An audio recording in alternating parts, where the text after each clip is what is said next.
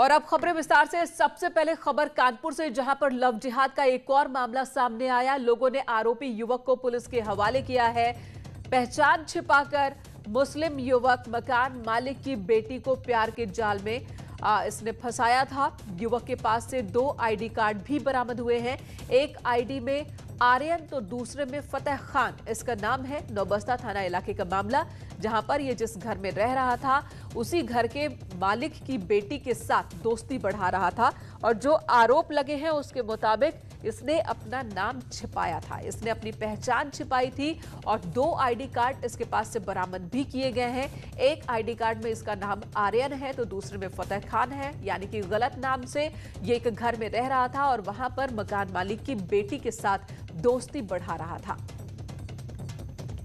और इलाके के लोगों का आरोप है, मकान मालिक का आरोप इस शख्स पर है कि ये लव जिहाद का ही मसला है, जिसमें इसने खुद को हिंदू लड़का बताया और एक लड़की से दोस्ती की है। उसे अपने प्यार के जाल में फंसाने की साजिश इसने रची थी।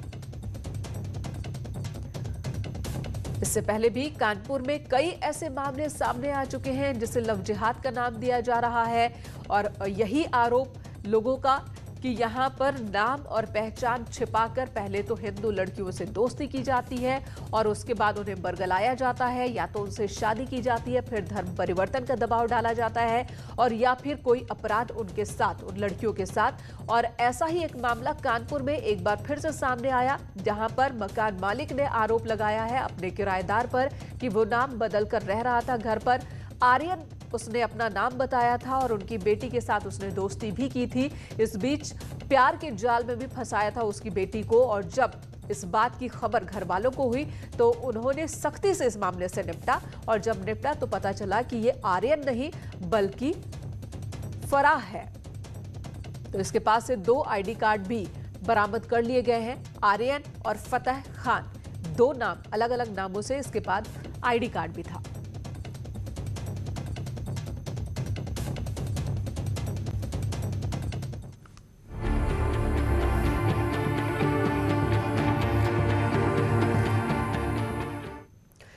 उन्नाव के पूर्व विधायक कुलदीप सेंगर दुष्कर्म मामले में सीबीआई ने 2 पूर्व एसपी और एक डीएम और एक एएसपी को दोषी माना है। चारों अधिकारियों को काम में लापरवाही बरतने का दोषी माना गया।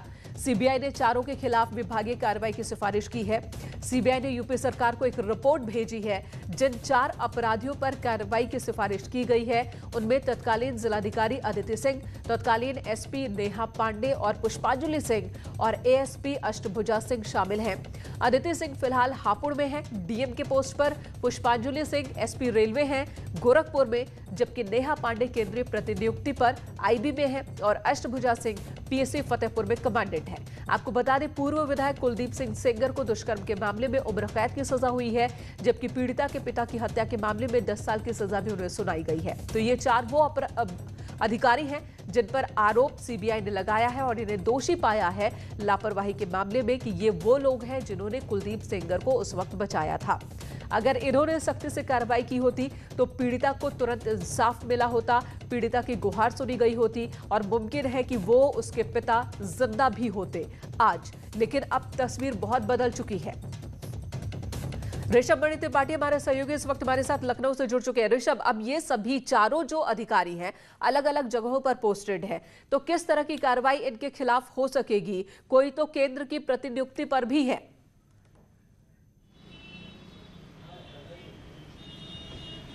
जी देखिए, जब जो केंद्र के प्रतिनियुक्ति पर हैं नेहा पांडे, वो इस वक्त आईबी में हैं, तो यहाँ से उत्तर प्रदेश सरकार लिखेगी और वो सेंट्रल गवर्नमेंट डिसाइड करेगी कि उनकी कितनी जिम्मेदारी बनती है। सीबीआई ने किस तरह की उनके ऊपर कार्रवाई की सिफारिश की है। जो सूत्र बता रहे हैं कि विभागीय कार्रवाई की सिफारिश की है, तो ये डिपार्टमेंट के ऊपर जिम्मेदारी बन जाती है। ये उनका डिस्क्रिशन है कि इनका इंक्रीमेंट रोका जा सकता है, इनका प्रमोशन रोका जा सकता है, इनको कम महत्वपूर्ण जगह तैनाती दी जा सकती है।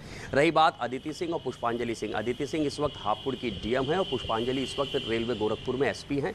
और उस वक्त जो एडिशनल एसपी अष्टभुजा सिंह थे वो अब आईपीएस हो चुके हैं, उस वक्त पीपीएस थे और फतेहपुर पीएससी में कमांडेंट हैं। तो ये 3 अफसर अभी भी उत्तर प्रदेश सरकार के अधीन आते हैं। उत्तर प्रदेश सरकार तय करेगी कि इनके ऊपर कार्रवाई का क्वांटम क्या होना चाहिए। बिल्कुल। ऋषभ, विभागीय कार्रवाई के दौरान क्या इन्हें अपना पक्ष रखने का भी मौका दिया जाएगा?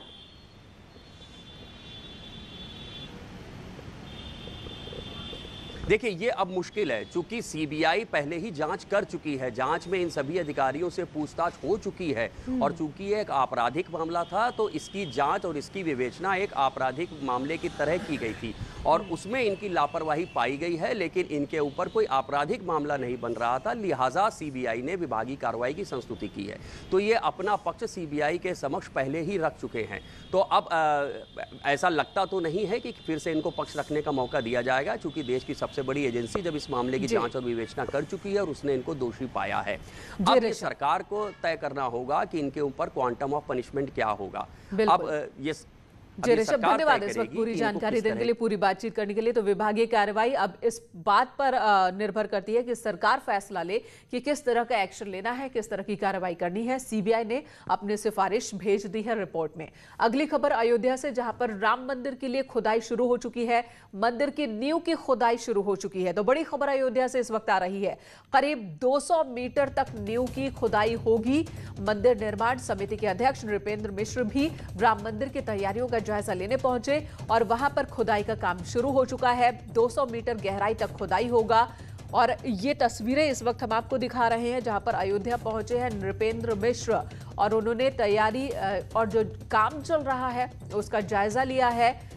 मंदिर निर्माण समिति के अध्यक्ष हैं नृपेंद्र मिश्र। तो बड़ी खबर अयोध्या से, 5 अगस्त को शिलान्यास, भूमि पूजन और उसके बाद जो काम है बहुत तेजी से आगे बढ़ता हुआ। निमिष हमारे सहयोगी इस वक्त हमारे साथ जुड़ चुके हैं, निमिष गोस्वामी। खुदाई शुरू हो चुकी है, ये खुदाई आज ही शुरू हुई या फिर इससे पहले ही शुरुआत हो चुकी है? मिनका, आपको बता दें कि आज ही इस बात का ट्रायल हो रहा है कि किस तरीके से खुदाई होगी। आज जब नृपेंद्र मिश्रा भवन निर्माण मंदिर समिति के अध्यक्ष जो हैं वो चेयरपर्सन है, वो अंदर आए हैं और उसके बाद उन्होंने राम मंदिर की निर्माण तैयारियों का जायजा ले रहे थे। उसी दरमियान ट्रायल के तौर पर ये मशीनों से कार्य किया जा रहा है कि कितने गड्ढे, लगभग 1200 फुट गहरे गड्ढे होंगे। इसके बाद इसको पाइलिंग की जाएगी और इसमें कंक्रीट और सीमेंट लगाई जाएगी। हालांकि अभी कंक्रीट और सीमेंट की खेप का आना बाकी है, क्योंकि अभी आईटी की जो रिपोर्ट है वो नहीं है। लेकिन हालांकि जो नींव की खुदाई का कार्य है वो सांकेतिक तौर पर शुरू कर दिया गया है। जो टेस्टिंग है वो शुरू की गई है कि किस तरीके मशीनें काम करेंगी, कहाँ कहाँ पे गड्ढे होंगे, उसका चिन्हांकन कल शाम को ही कर दिया गया था।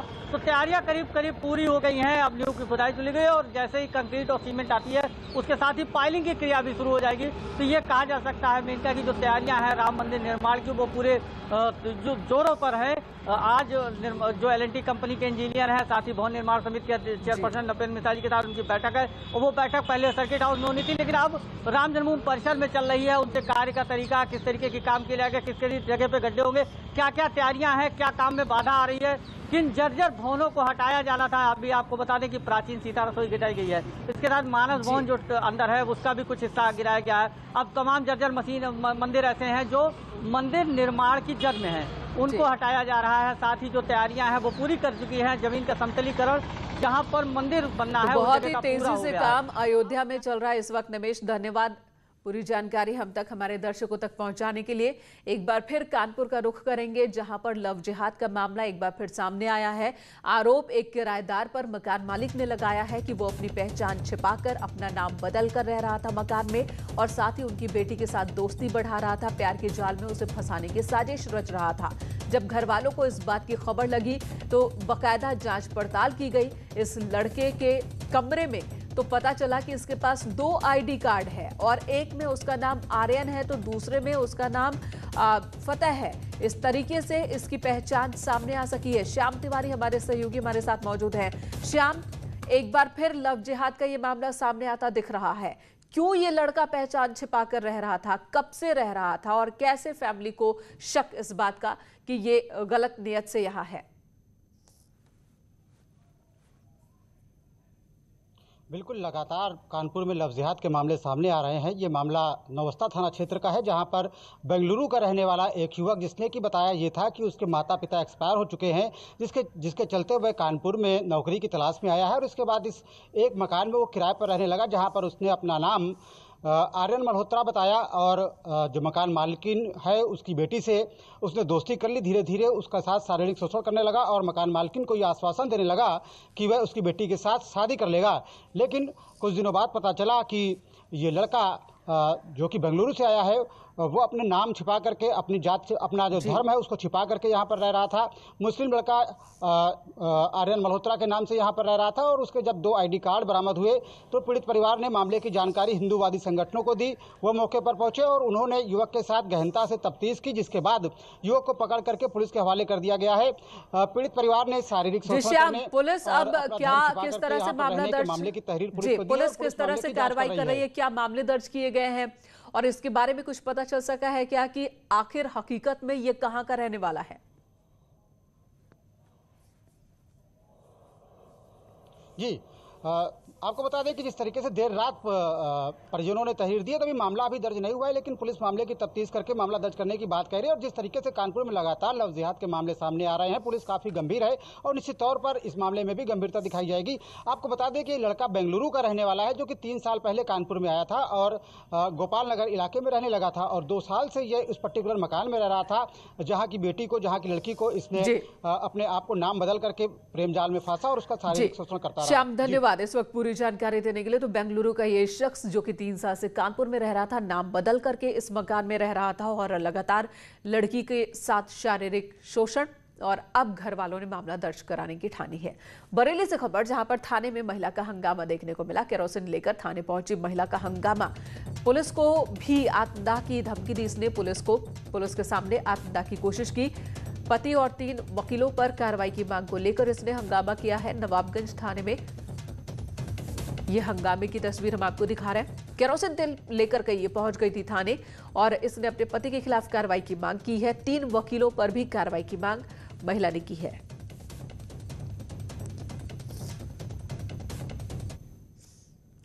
अगली खबर बिजनौर से, जहां पर ग्रामीणों का हंगामा देखने को मिला है। पुलिस चौकी पर गांव वालों ने खूब हंगामा किया। जमीन विवाद को लेकर ग्रामीणों ने हंगामा काटा। थाना मंडावर के चंदक चौकी के पास ये हंगामा हुआ है। हंगामा करने वालों पर कार्रवाई के आदेश भी दिए गए हैं। तो एसपी ने बताया कि एक्शन होगा उन सभी लोगों पर जिन्होंने बवाल काटा है। यहां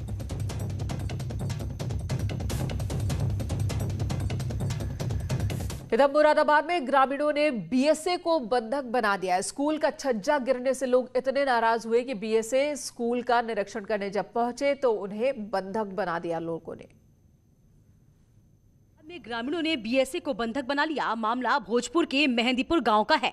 मुरादाबाद के बेसिक शिक्षा अधिकारी योगेंद्र कुमार अपनी टीम के साथ स्कूल का निरीक्षण करने पहुंचे थे, लेकिन आक्रोशित ग्रामीणों ने गाड़ी रोककर बीएसए को बंधक बना लिया और मुरादाबाद के जिला अधिकारी को मौके पर बुलाने की मांग पर अड़ गए। घटना की जानकारी मिलते ही एसडीएम सदर भारी पुलिस बल के साथ मौके पर पहुंचे और ग्रामीणों से बातचीत करके मामला सॉर्ट आउट करने की कोशिश की। ऐसा था तो थोड़ा ग्रामवासी थोड़ा आक्रोशित हो गए और वो ये चाह रहे थे कि हमें जो भी सरकार द्वारा सुविधाएं हैं वो मिलनी चाहिए। दरअसल मेहंदीपुर गांव में स्कूल में खेल रहे बच्चों के ऊपर स्कूल का छज्जा गिर गया था, जिसमें 2 बच्चे गंभीर रूप से घायल हो गए थे और एक बच्चे की मौत हो गई थी। इसके बाद ग्रामीण गुस्से में आ गए और हंगामा करने लगे। घटना के एक दिन बाद जब बीएसए अपनी टीम के साथ गांव में पहुंचे तो वो ग्रामीणों के गुस्से का शिकार हो गए और बंधक बना लिए गए। हालांकि एसडीएम की काफी मान मनोबल के बाद ग्रामीण शांत हुए और बीएसए को छोड़ दिया।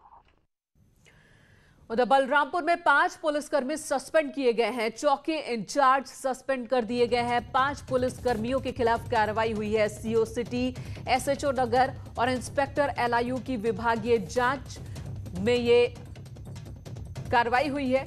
विस्फोट मामले पर एसपी ने यह कार्रवाई की है। सोमवार को मकान में विस्फोट हुआ था, एक युवक की मौत हो गई थी, 2 लोग जख्मी हुए थे।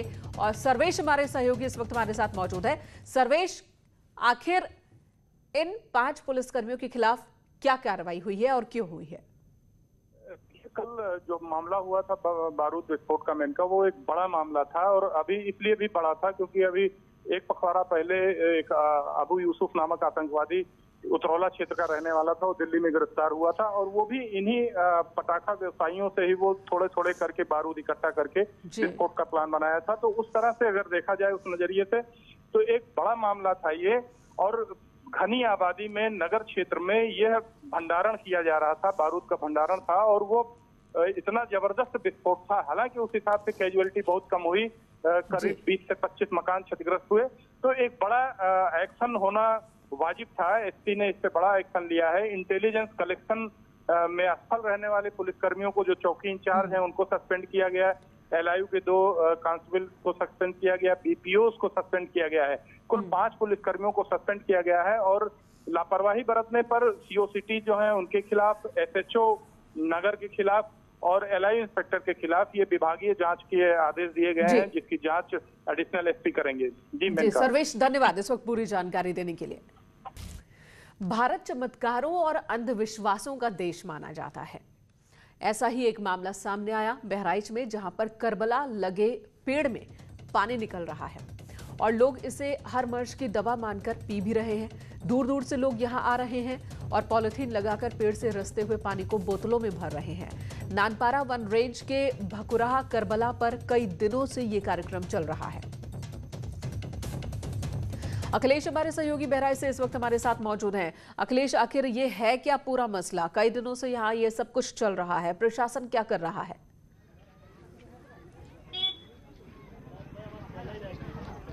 मैं इनका बता दूं, बहराइच के भकुराहा में करबला पे एक पेड़ लगा हुआ है जो उसकी पत्तियों से पानी निकल रहा है। लोगों का यह मानना है कि ये पेड़ का जो पानी है ये मर्ज की दवा है। लोग इसे लेने के लिए लखनऊ और बाराबंकी गोंडा से लोग आ रहे हैं। और आपको बता दूं, ये 6 दिनों से ये यहाँ पे बिल्कुल मेला लगा हुआ है।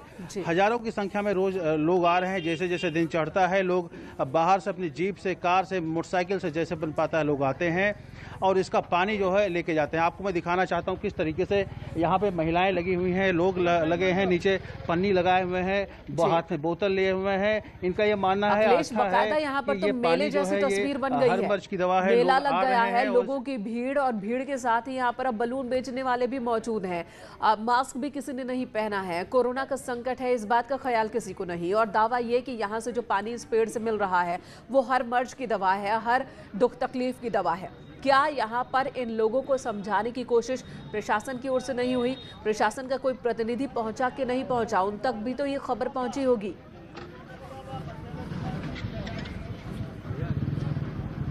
बिल्कुल, मैं इनका बता दूं, पिछले 6 दिनों से ये मेला चल रहा है। लगातार हजारों की संख्या में लोग आ रहे हैं। इससे चंद दूरी पे एक थाना खैरी घाट है। लोग आ जा रहे हैं, मगर पुलिस के लोग यहाँ नहीं आ रहे हैं। हालांकि उनको सूचना है कि हजारों की संख्या में भीड़ यहाँ लगी है। आपको मैं बता दूं, 23 तारीख को यहाँ पे एक मेला लगा हुआ था। पुलिस उसको छितर बितर करने आई थी। पुलिस में पथराव हुआ था जिसमें 15 लोगों के खिलाफ 9 नामजद और 15 अज्ञात, लगभग 23-24 लोगों के खिलाफ मुकदमा भी लिखा हुआ है। लेकिन पुलिस प्रशासन की बहराइच में लापरवाही है कि इसमें ना गिरफ्तारी हुई किसी प्रकार की, ना किसी तरीके कार्रवाई है, जिसकी बदौलत यहाँ पे अब हजारों की संख्या में लोग आ जा रहे हैं। और यहाँ की चंद दूरी पे अखिलेश, वहाँ मौजूद लोगों से भी सवाल कीजिए कि उन्हें क्यों लगता है कि इस पानी में हर मर्ज की दवा है। उन्हें इस बात की खबर कैसे लगी और ये भरोसा क्यों है उन्हें?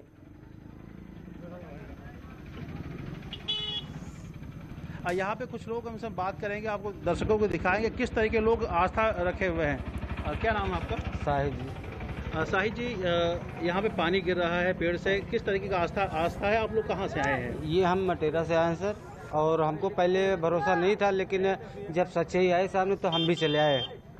पानी लिया, हमारे गांव के ले गए थे, उनसे थोड़ा अच्छा हुआ तो हम चले आए। पहले हमें भी भरोसा नहीं था कि लोग आजकल पैसा कमाने के चक्कर में तमाम करते हैं, लेकिन जब हमें सच्चाई आई तो हम चले आए। लोग कब से यहाँ आ रहे हैं? ये सर हम आज ये वही तीजा से आ रहे हैं। तीजा से आ रहे हैं जी। मेरे का साफ कहना है कि लोग कह रहे हैं कि लोग यहाँ से पानी लेके गए हैं, लोग ठीक हुए हैं, जबकि वन विभाग का ये कहना है कि ये पेड़ जो लगा हुआ है इसकी जो जड़ें हैं वो नीचे गई हैं और ये बेहद कम वाटर लेवल यहाँ पे ज़्यादा है, पानी बहुत नज़दीक है, जिसकी बदौलत यहाँ इसकी जड़ों से पानी। बिल्कुल अखिलेश, लेकिन लोगों का अंधविश्वास यहाँ पर देखने को मिल रहा है और ताज्जुब है कि प्रशासन का कोई शख्स भी इन्हें समझाने बुझाने को आगे नहीं आ रहा है। और यहाँ पर ये पानी ले जा रहे हैं और पी रहे हैं, वो एक अलग चीज़ है। दूसरा, सोशल डिस्टेंसिंग का ख्याल नहीं है पानी लेने के चक्कर में, मास्क किसी ने इस्तेमाल नहीं किया है, लेकिन प्रशासन ने भी आंखें मूंद रखी है। आस्था और अंधविश्वास में बहुत महीन फर्क होता है और वो फर्क यहाँ पर मिटता नजर आ रहा है। धन्यवाद आपका अभिषेक, पूरी जानकारी देने के लिए। अखिलेश, अगली खबर का रुख कर लेते हैं और फिलहाल इस वक्त इस बुलेटिन में इतना ही। ब्रेक के बाद भी खबरों का सिलसिला जारी है, इसलिए आप बने रहे न्यूज़ 18 के साथ।